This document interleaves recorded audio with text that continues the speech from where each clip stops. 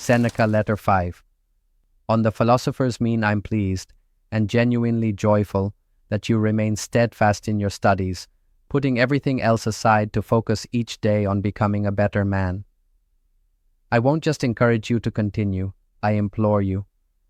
But let me offer a warning. Don't fall into the trap of those who seek to attract attention rather than to grow, by doing things that provoke comment about your clothing or lifestyle. Shabby clothes, messy hair, an unkempt beard, disdain for silverware, or sleeping on the bare ground. These are not signs of virtue but self-important theatrics. The title of philosopher, even when pursued modestly, already invites mockery. Why add fuel to that fire by rejecting society's customs? Internally, we should be different in every way, but outwardly we should blend in. Don't wear a toga that is too fine, nor one too ragged. You don't need gold-encrusted silver plates, but you also shouldn't think that having none at all proves virtue. Let us aim for a higher standard of life, not a contrary one. Otherwise, we repel the very people we wish to inspire. They will hesitate to follow us in anything for fear of being expected to follow us in everything. The first gift philosophy offers is a sense of kinship with all people, a spirit of empathy and sociability. If we isolate ourselves from others, we betray that promise. Let's not win admiration through absurd or repellent behavior.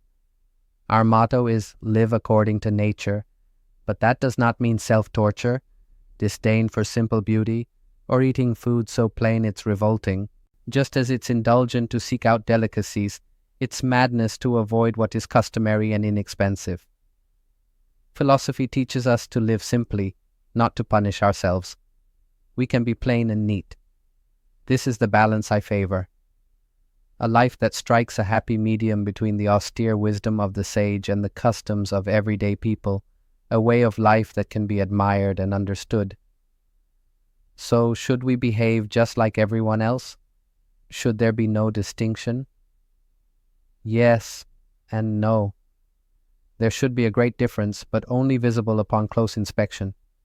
When someone visits your home, they should admire you, not your furniture. A great man can use earthenware as if it were silver, and silver as if it were earthenware. If you can't handle wealth without being changed by it, your mind is unstable. One last insight to share with you today. I found it in Hecato's writings. Cease to hope and you will cease to fear. You might ask, how can hope and fear be linked? But they are. Just like a chain binds both prisoner and guard, hope and fear, though different, walk hand in hand. Fear always follows hope. That's because both belong to minds that are anxious, minds obsessed with the future. And so, what should be a noble human faculty, foresight, is twisted into torment. Animals flee from visible dangers and then are at peace. We, by contrast, suffer from what might happen and what has happened. Our memories recall past terrors. Our imagination conjures future ones. And so we are rarely present in the moment, which is the only time that cannot truly make us miserable. Farewell. In Letter 5, Seneca addresses a subtle but vital question for all who pursue philosophy. How do we live virtuously without alienating the world around us? He warns Lucilius and us not to confuse wisdom with spectacle. Wearing ragged clothes, rejecting common comforts, or eating tasteless food isn't proof of virtue, it's performance, and it misses the point. For Seneca, real philosophy is inward. Our minds, not our outfits, should be different from the crowd.